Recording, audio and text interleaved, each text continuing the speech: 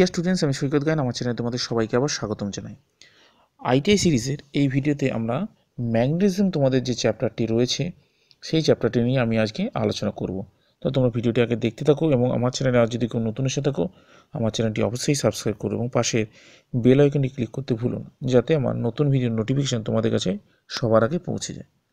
তা ম্যাগনেটিজম বলতে গেলে প্রথমে আগে জানতে হবে ম্যাগনেট সম্বন্ধে। ম্যাগনেট জিনিসটা আমরা সাধারণ কথায় অনেকেই নাম শুনেছি। ম্যাগনেট জিনিসটা আমরা ব্যবহার করি কি, কোনো কিছু জিনিস আকর্ষণ করতে আমরা ব্যবহার করি।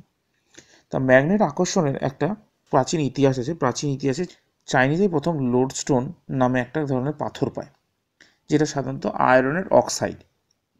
তো এই আয়রনের অক্সাইডটা তারা দেখতে পেল যে কোনো কিছু জিনিস আকর্ষণ করার কাজে লাগছে।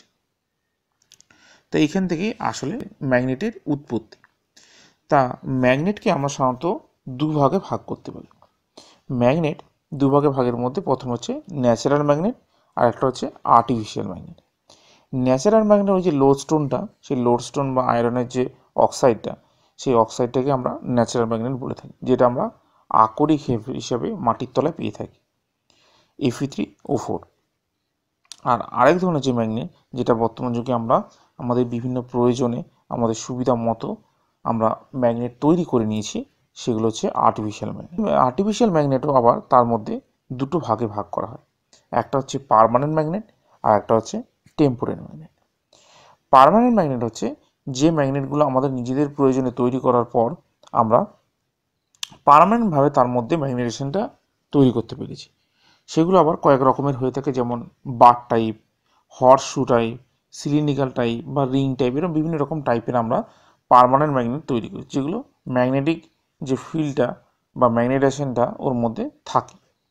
আর আরেক ধরনের যেটা ম্যাগনেট, সেটা হচ্ছে টেম্পোরারি ম্যাগনেট, বা অনেক সময় আমরা সেগুলোকে আমরা ইলেকট্রোম্যাগনেট হিসেবে ব্যবহার করে থাকি।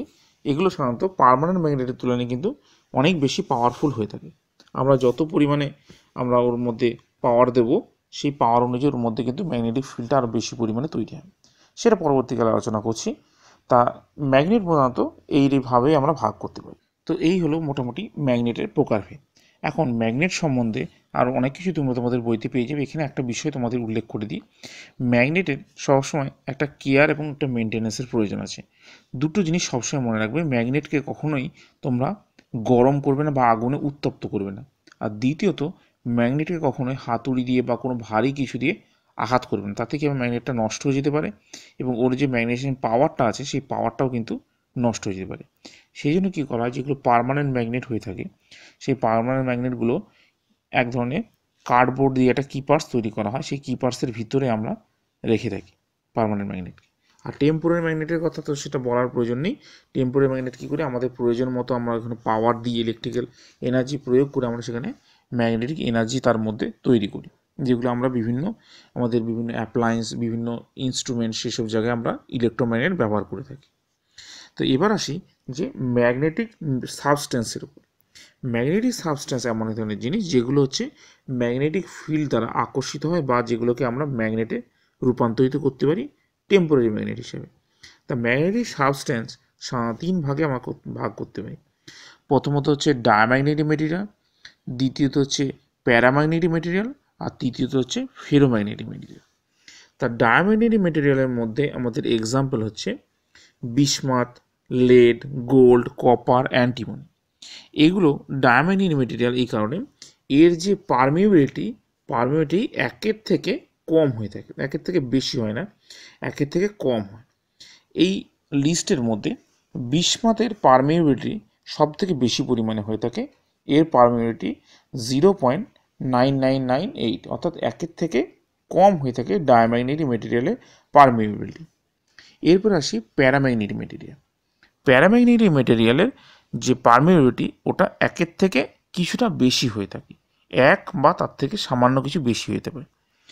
এর উদাহরণ কী হতে পারে, যেমন aluminium, platinum, copper sulphate, ferric chloride, এগুলো হচ্ছে প্যারাম্যাগনেটিক মেটেরিয়ালের এক্সাম্পল। আর লাস্টে যে মেটেরিয়ালটা সেটা হচ্ছে ফেরোম্যাগনেটিক মেটেরিয়াল। ফেরোম্যাগনেটিক মেটেরিয়ালের যে পারমিউবিলিটি একের থেকে অনেকটাই বেশি এবং অনেক ক্ষেত্রে কয়েক হাজার পর্যন্ত কিন্তু হয়ে থাকে।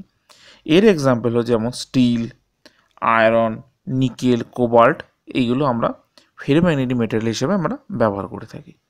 তাহলে যার পারমিটিভিটি যত বেশি হবে তার কিন্তু ম্যাগনেটিক স্ট্রেংথ কিন্তু সবথেকে বেশি হবে। সেই কারণে স্টিল, আয়রন, নিকেল, কোবাল্ট এগুলো আমরা বেশি পরিমাণে আমাদের ম্যাগনেটিক সাবস্টেন্স তৈরির কাজে আমরা ব্যবহার করে থাকি। তো এখন আমরা এই ভিডিওতে ম্যাগনেটিজম সম্বন্ধীয় কিছু গুরুত্বপূর্ণ সংজ্ঞা নিয়ে আমরা আলোচনা করব। তা প্রথমে যে সংজ্ঞাটি নিয়ে আমরা আলোচনা করব সেটি হচ্ছে ম্যাগনেটোমোটিভ ফোর্স বা সংক্ষেপে এমএমএফ। ম্যাগনেটোমোটিভ ফোর্স বা এমএমএফ এমন এক ধরনের ফোর্স যার দ্বারা ম্যাগনেটিক ফ্লাক্স তৈরি হয়, তাকে আমরা ম্যাগনেটোমোটিভ ফোর্স বলব। এটা আমরা মেজার করব অ্যাম্পিয়ার টার্ন দিয়ে, অর্থাৎ কারেন্টের সঙ্গে আমরা যদি পাক সংখ্যা গুণ করতে পারি বা নাম্বার অফ টার্নস যদি গুণ করতে পারি আমরা ম্যাগনেটোমোটিভ ফোর্সের মানটা পেয়ে যাব। এরপরে জিনিসটা আছে দেখো ম্যাগনেটিক ফ্লাক্স। ম্যাগনেটিক ফ্লাক্স আমরা তাকে বলবো কোনো জায়গায় যখন ম্যাগনেটিক ফিল্ড থাকে সেই ম্যাগনেটিক ফিল্ডের জায়গায় কি থাকে, কিছু কিছু গ্রুপ অফ লাইন্স হিসেবে আমরা ধরে নিই যে প্রচুর পরিমাণে লাইন, একটা ম্যাগনেটিক লাইন্স পরপর অনেক জায়গায় এক জায়গায় থাকে ম্যাগনেটিক ফিল্ডের মধ্যে। সেই লাইনগুলোকেই আমরা একসাথে ম্যাগনেটিক ফ্লাক্স বলে থাকি।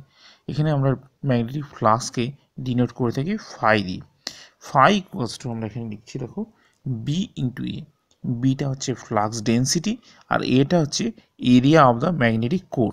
তাহলে ম্যাগনেটিক কোরের এরিয়ার সঙ্গে আমরা যদি ফ্লাক্স যে ডেন্সিটি যদি গুণ করতে পারি তাহলে আমাদের ম্যাগনেটিক ফ্লাক্সটা বেরিয়ে যাবে। এরপরে যে সংজ্ঞাটি আছে সেটি হচ্ছে পারমিউবিলিটি, যেটা একটু আগে আমরা যখন মেটেরিয়ালসগুলো আলোচনা করছিলাম সেখানে আমরা পারমিউবিলিটির কথাটা উচ্চারণ করেছি। তা পারমিউবিলিটি বলতে বোঝায় আমরা যখন কোনো একটা ম্যাগনেটিক সাবস্টেন্সকে আমরা ম্যাগনেটাইজ করব, তার যে ম্যাগনেটাইজেশন যে পরিমাণটা হচ্ছে সেই পরিমাণটাকে আমরা তার পারমিউবিলিটি বলবো। এটাকে আমরা মিউ দিয়ে ডিনোট করছি। মিউ কোস্ট এখানে দেখো আমরা লিখেছি বি বাই এইচ। তা মিউটা যদি পারমিউবিলিটি হয়, বিটা একটু আগেই বললাম যে ফ্লাক্স ডেন্সিটি, আর এখানে এইচটা হচ্ছে ম্যাগনেটাইজিং যে ফিল্ডটা আছে তার ইন্টেন্সিটিটা হচ্ছে এইচ। এরপরে জিনিসটা আছে দেখো রিলাক্টেন্স। রিলাক্টেন্স জিনিসটা আর কিছুই না, আমাদের নর্মাল যে ওহমিক সার্কিট আছে ওহমিক সার্কিটের ক্ষেত্রে জিনিসটা রেজিস্ট্যান্স, ম্যাগনেটিক সার্কিটের ক্ষেত্রে সেই রেজিস্ট্যান্সটাকে আমরা রিলাক্টেন্স বলে থাকি। অর্থাৎ ম্যাগনেটিক সার্কিটের ক্ষেত্রে যে জিনিসটা আমার বাধা সৃষ্টি করে তাকে আমরা বলবো রিলাক্টেন্স। আর তার সঙ্গে যখন আমরা লিখেছি পারমিয়েন্স, পারমিয়েন্সটা হচ্ছে রেজিস্ট্যান্সের উল্টোটাকে আমরা কি লিখে থাকি কন্ডাক্টেন্স। যে ম্যাগনেটিক সার্কিটের কন্ডাক্টেন্সকে বোঝাতে গেলে আমরা পারমিয়েন্স দিয়ে সিগনিফাই করি, অর্থাৎ permeance equals to 1 by reluctance. তো মোটামুটি এই সংজ্ঞাগুলো তোমাদের জানলেই মোটামুটি চলবে।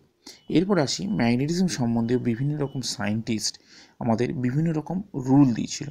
মূলত ম্যাগনেটিক পোল সম্বন্ধে, অর্থাৎ কোন নর্থ পোল সাউথ পোল এটুকু বোঝার জন্য, বা ম্যাগনেটিক নিডিলের কীরকমভাবে ডিফ্লেকশন হবে বা কীভাবে ম্যাগনেটোমোটিভ ফোর্স তৈরি হবে সেই অনুযায়ী আমাদের কিন্তু বিভিন্ন রকম বিজ্ঞানীরা বিভিন্ন রকম আমাদের সূত্র দিয়েছেন। সেই সূত্রগুলো এখন আসে পরপর আমরা আলোচনা করি। প্রথমে যে সূত্র আমরা আলোচনা করব সেটি হচ্ছে হেলিক্স রুল বা হেলিক্স ল। ছবিটা দেখো, ছবিটা দেখলে ভালো মতো বুঝতে পারবে। আমরা দেখো এখানে আমরা ছবিতে একটা ডান হাত নিয়েছি, ডান হাতের বুড়ো আঙুলটা বাদ দিয়ে আমরা যে বাকি আঙুলগুলো আমরা যদি কারেন্টের ডিরেকশনের দিকে রাখি এবং বুড়ো আঙুলটা যদি সেই অনুযায়ী সোজা যদি রাখি, আমার ডান হাতে যেভাবে বুড়ো আঙুলটা থাকবে, বুড়ো আঙুলে যে ডিরেকশনটা দেখাবে সেই ডিরেকশনটা কী হবে আমাদের নর্থ পোলের ডিরেকশন। তোমরা দেখো এই বুড়ো আঙুল বাদ বাকি আঙুলগুলো আমরা ছবিতে কারেন্ট ফ্লোয়ের ডিরেকশনটা দেখেছি, আর নর্থ পোলটা দেখো বুড়ো আঙুলটা নর্থ পোলের দিকে আমাদের ডিরেকশন রয়েছে। এরপর যে রুলটা নিয়ে আলোচনা করব সেটি হচ্ছে এন রুল। এন রুলটা খুব সহজ একটা রুল। আমরা যদি কোনো একটা ম্যাগনেটিক সাবস্টেন্স নিই, বা ধরো আমরা একটা সলিনয়েড একটা কয়েল নিলাম, সেই কয়েলে যদি কোনো একটা সাইড থেকে আমরা যদি দেখি, সেখানে যদি আমরা কারেন্টের ফ্লোয়ের যদি ডিরেকশনটা দেখি, কারেন্টের ফ্লোয়ের ডিরেকশন দেখে আমরা কিন্তু নর্থ পোল এবং সাউথ পোল খুব সহজেই আমরা ডিটারমিন করতে পারবো। তোমরা ছবিতে দেখো আমরা বাঁ দিকে যে ছবিটা এঁকেছি সেটা কী করেছি, দ্য কারেন্ট ফ্লোয়ের ডিরেকশনটা আমরা অ্যান্টি ক্লকওয়াইজ করেছি। অ্যান্টি ক্লকওয়াইজ করার জন্য সেই অনুযায়ী আমরা দাগটা টিকটা এমনভাবে টেনেছি, দেখো ওখানে এনের মতো কিছুটা দেখতে লাগছে। এনের মতো দেখতে লাগার কারণে ওই দিকটা হবে আমাদের নর্থ পোল। আর দেখো ডান দিকে যে ছবিটা আছে, ডান দিকের ছবিটা কী আছে, আমরা ক্লকওয়াইজ আমরা কারেন্টটা ফ্লোটা ওখানে দেখতে পাচ্ছি সাইড থেকে। তো কারেন্টের ফ্লোটা আমরা এদিক থেকে যেহেতু ক্লকওয়াইজ দেখতে পাচ্ছি, সেই অনুযায়ী যদি আমরা যদি দাগটা আবার টানি, সেই দাগটা টানলে কিন্তু আমাদের এখানে এসের মতো দেখতে লাগছে, সেই জন্য এটা হবে সাউথ পোল। আশা করি তোমরা এন্ড রুলটা বুঝতে পেরেছো। তো এরপরে যে রুলটা আছে সেটা হচ্ছে কর্কস্ক্রু রুল। তা কর্কস্ক্রু রুলটা যেটা, সেটা বিজ্ঞানী ম্যাক্সওয়েল তিনি তৈরি করেছিলেন। এখানে কর্কস্ক্রুর বদলে আমরা যদি একটা রাইট হ্যান্ডের স্ক্রু নিই, তাহলে কিন্তু আমরা এই রুলটা তৈরি করতে পারবো। রাইট হ্যান্ডের যে স্ক্রু নিই, সেই স্ক্রুয়ের পাকটা আমাদের ডান দিকে হবে। সেই পাকটা আমাদের যদি ম্যাগনেটিক ফিল্ডের ডিরেকশন হয়ে থাকে, তাহলে স্ক্রুটা যেহেতু ভেতর সামনের দিকে এগিয়ে যাচ্ছে, তাহলে সামনের দিকে হবে আমাদের কারেন্ট ফ্লোয়ের ডিরেকশন। তো এরপরে দেখতে পাচ্ছ একটা খুব গুরুত্বপূর্ণ এবং খুব জনপ্রিয় রুল, সেটা হচ্ছে ফ্লেমিংস রাইট হ্যান্ড রুল। বিজ্ঞানী ফ্লেমিং আমাদের দুটো রুল দিয়েছিলেন, একটা হচ্ছে রাইট হ্যান্ড রুল আর একটা হচ্ছে লেফট হ্যান্ড। তো ফ্লেমিংয়ে রাইট হ্যান্ড রুল অনুযায়ী আমরা বলতে পারবো, ডান হাতের আমরা যদি 3টে আঙুল পরপর যদি একটার সঙ্গে একটা পারপেন্ডিকুলার বা লম্বভাবে রাখি, বুড়ো আঙুলটা আমাদের যদি কন্ডাক্টরের মোশনের দিক সিগনিফাই করে এবং তার পরের আঙুলটা যদি আমাদের ম্যাগনেটিক ফিল্ডের ডিরেকশনে যায়, তাহলে আমাদের যে ইনডিউস কারেন্টটা হবে, সেই কারেন্ট ফ্লোয়ের ডিরেকশনটা কী হবে, আমাদের যে মিডিল ফিঙ্গারটা থাকবে, সেই মিডিল ফিঙ্গারটা কিন্তু আমাদের কারেন্ট ফ্লোয়ের ডিরেকশন সিগনিফাই করবে। ফ্লেমিংয়ের রাইট রুল সাধারণত আমরা জেনারেটরের ক্ষেত্রে বা পাওয়ার জেনারেশনের ক্ষেত্রে বা ইএমএফ জেনারেশনের ক্ষেত্রে আমরা এই রুল ব্যবহার করে থাকি। এরপর আসছে ফ্লেমিংয়ের লেফট হ্যান্ড রুল। ফ্লেমিংয়ের লেফট হ্যান্ড রুলটাও প্রায় একই রকম। আমরা বাঁ হাতের পরপর 3টে আঙুল যদি একসাথে প্রত্যেকের সঙ্গে আমরা লম্বভাবে রাখি, রাখার পরে আমরা ম্যাগনেটিক ফিল্ড যদি আমরা 3টে আঙুলের মধ্যে মাঝের আঙুলটা দিয়ে আমরা ম্যাগনেটিক ফিল্ডের ডিরেকশন যদি দিই এবং কারেন্ট ফ্লোয়ের ডিরেকশন যদি আমাদের মিডিল ফিঙ্গার দিয়ে হয়, তাহলে কী হবে, আমাদের যে মোটরের ডিরেকশন বা মোটরের ফ্লোয়ের ডিরেকশন বা মেকানিক্যাল যে ফোর্সের ডিরেকশনটা হবে, সেই ডিরেকশনটা কিন্তু আমাদের বুড়ো আঙুলটা দিয়ে কিন্তু আমাদের মেকানিক্যাল ফোর্সের ডিরেকশনটা আমরা পাবো। তো এরপরে যে লটি নিয়ে আলোচনা করবো সেটি হচ্ছে ফ্যারাডেজ ল অফ ইলেকট্রোম্যাগনেটিক ইন্ডাকশন। তো বিজ্ঞানী ফ্যারাডে তিনি দেখলেন কি, যে আমরা যদি একটা ম্যাগনেটিক ফিল্ডের মধ্যে আমরা একটা কন্ডাক্টরকে যদি রাখি, সে কী করবে, কারেন্ট ক্যারি করে।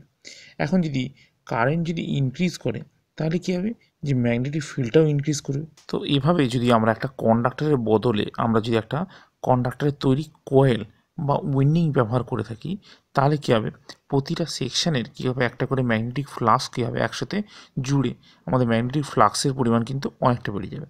এবং ম্যাগনেটিক ফ্লাক্স যত বাড়বে, সেই ফ্লাক্স বাড়লে কিন্তু ম্যাগনেটিক ফিল্ডের সংখ্যা কিন্তু কয়েক গুণ বেড়ে যাবে। এখন এই ফ্লাক্সের যদি পরিমাণের যদি পার্থক্য ঘটে, তখন কী হবে, যেই কয়েলটা থাকবে সেই কয়েলের মধ্যে কিন্তু একটা ভোল্টেজ ইনডিউস হবে। এখন এই ইনডিউস ভোল্টেজটা কী কারণে হলো, এই ইলেকট্রোম্যাগনেটিক যে ইন্ডাকশান, সেই ইন্ডাকশানের জন্য কিন্তু এই ভোল্টেজটা ইনডিউস করলো।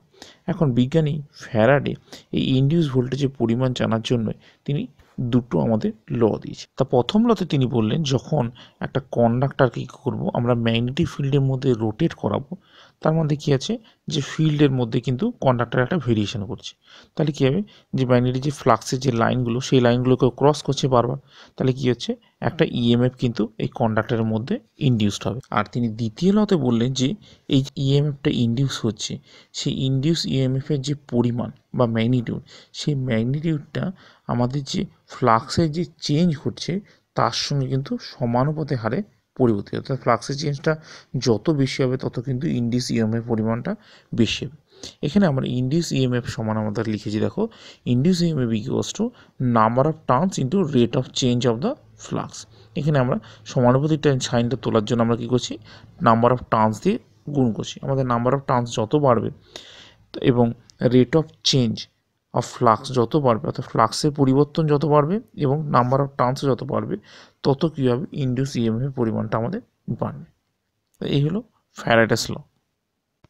তো এরপর আসি লেন্স ল। বিজ্ঞানী লেন্স তিনি দেখিয়েছিলেন যে কারণে ভোল্টেজটা তৈরি হচ্ছে, অর্থাৎ যে চেঞ্জের জন্য ভোল্টেজটা তৈরি হচ্ছে, তার পোলারিটিটা এমনভাবে হয়, সে কী করছে, যে চেঞ্জের জন্য জিনিসটা তৈরি হচ্ছে তাকেই হচ্ছে ও অপোজ করছে। মোদ্দা কথা, যে কারণে ভোল্টেজটা ইনডিউস হচ্ছে, সেই চেঞ্জটাকেই ও কী করছে, অপোজ করছে। তো এরপরে আসি এডি কারেন্টের ব্যাপারে। এডি কারেন্টটা বুঝতে গেলে আমরা যে এতক্ষণ ধরে যে ম্যাগনেটিক ফিল্ডের কথা বলছিলাম, সেই ম্যাগনেটিক ফিল্ডটা তৈরি করার জন্য আমরা কী করি, প্রতি যে কয়েলটা আমরা একটা আয়রন কোর বা সলিড আয়রন কোরের একটা ভেতরে আমরা বসাই, যেখানে ম্যাগনেটিক ফিল্ডটা আমরা আরও ভালো মতো পেতে পারি।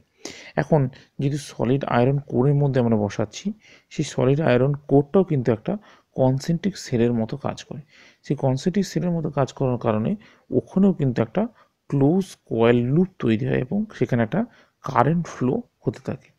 সেখানে যদি একটা কারেন্ট ফ্লো তৈরি হতে থাকে এবং কারেন্ট ফ্লো তৈরি হওয়ার জন্য ওখানে কি করে ও কোরটাকে কিন্তু হিট হতে থাকে এবং সে কী করে টোটাল যে পাওয়ারটা ইউজ হচ্ছে সেই পাওয়ারে কিন্তু আমাদের একটা লস ঘটায়, যেটাকে আমরা এডি কারেন্ট লস বলে থাকি। এখন এই এডি কারেন্ট লস থেকে আমাদের দূর করার কারণে আমরা কি করি, যে কোরগুলো ইউজ করি, কোরগুলো আমরা একটা সলিড কোর ব্যবহার করি। আমরা কি করি, ল্যামিনেটেড পাতলা পাতলা স্টিল আমরা ব্যবহার করি। তাতে কী হবে, যে যতটা আমরা পাতলা তৈরি করতে পারবো ততটা কিন্তু ওখানে কারেন্ট ফ্লোটা কিন্তু আস্তে আস্তে কিন্তু অপোজ করবে, অর্থাৎ অল্প অল্প করে কারেন্ট ফ্লো তৈরি এবং অল্প পরিমাণে এডি কারেন্ট তৈরি হবে। তোমরা এখানে ছবিতে কিন্তু ব্যাপারটা আশা করি ভালো করে বুঝতে পারছো। আমরা যদি টোটাল একটা বড় কোরের বদলে যদি কাটা কাটা কোর ব্যবহার করি, সেখানে কী হবে, যে এডি কারেন্ট তৈরিটা কিন্তু পরিমাণটা কম হবে। এখানে একটা কথা বলে দিই, অনেক জায়গায় তোমরা দেখতে পাবে যে এডি কারেন্টকে অনেক জায়গায় ফোকাল্ট কারেন্টও বলে থাকে। এরপরে শেষে আর একটা বিষয় রয়ে গেছে, সেটি হচ্ছে হিস্টেরিসিস। হিস্টেরিসিস জিনিসটা আমরা বুঝতে গেলে আমাদের ম্যাগনেটাইজেশন এবং ইনডিউস ফ্লাক্সের বিষয়ে আমরা জানতে হবে। আমরা এখানে যে ইনডিউস ফ্লাক্স ডেন্সিটি সেটাকে আমরা এম দিয়ে প্রকাশ করেছি, আর এখানে কি করেছি, যে ম্যাগনেটিক যে ফোর্সটা সেটা আমরা এখানে এইচ দিয়ে সিগনিফাই করেছি। তো এখানে যদি তোমরা কার্ভটা ভালো করে লক্ষ্য করে দেখো, ক্লাবটা যখন আমরা প্লট করি সেখানে আমরা কাজটা কি করেছি, এখানে আমি কী করলাম, যে আমরা একটা আনম্যাগনেটাইজ আয়রন বার নিলাম এবং তাকে কী করলাম, যে একটা ম্যাগনেটাইজ করার জায়গা আমরা জিনিসটাকে প্লেস করলাম এবং তার মধ্যে কী করলাম, আমরা একটা ম্যাগনেট তৈরি করার জন্য আমরা একটা কারেন্ট ফ্লো করতে থাকলাম এবং কারেন্ট ফ্লো কী করলাম, আস্তে আস্তে আমরা কারেন্ট ফ্লোটা ক্রমাগত বাড়তে পারলাম। বাড়তে বাড়তে দেখা যাবে যে প্রথম যে ভেতরের যে কার্ভটা সেটা ক্রমাগত বাড়তে বাড়তে একটা জায়গায় গিয়ে স্যাচুরেশনে পৌঁছে যাবে, যেটাকে আমরা এমএস দিয়ে সিগনিফাই করেছি।